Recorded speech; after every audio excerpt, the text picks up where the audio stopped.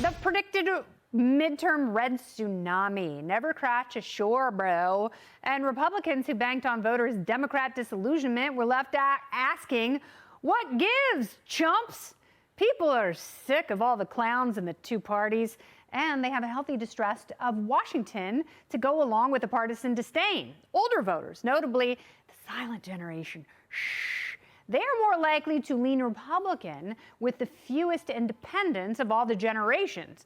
Only 26% of them are in the I column, whereas 52% of younger voters, namely millennials and Gen Zers, consider themselves independent. That's twice as many, because they feel both parties and the federal government have failed them. Republicans assumed hating Democrats was enough to shift power, and when they are asked, are you better off than you were 2 years ago? Everyone said, hell no. That still wasn't enough to light the lustful fires of dormant republicanism. Millennials and Gen Zers not only despise both of those parties, they don't even like America.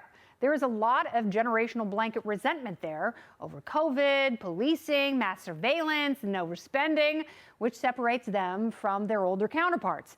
Baby boomers and the silent grays also know the federal government screwed every pooch in the pound during COVID, but they still tend to be patriotic and believe to their marrow in American exceptionalism.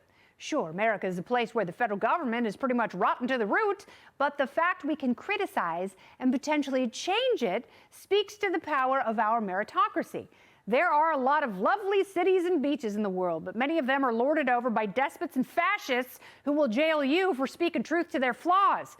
Partisans are so blinded by their us or them trench warfare, they will never see the richness in this independent electorate. Even if the youngs are misguided about American greatness, it is objectively great, by the way, and worth protecting from status while nurturing her lovely freedoms.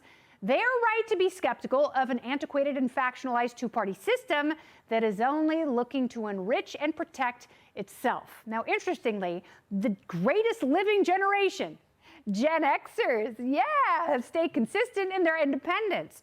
44% of us identified as independent in 1992, and that exact number holds today.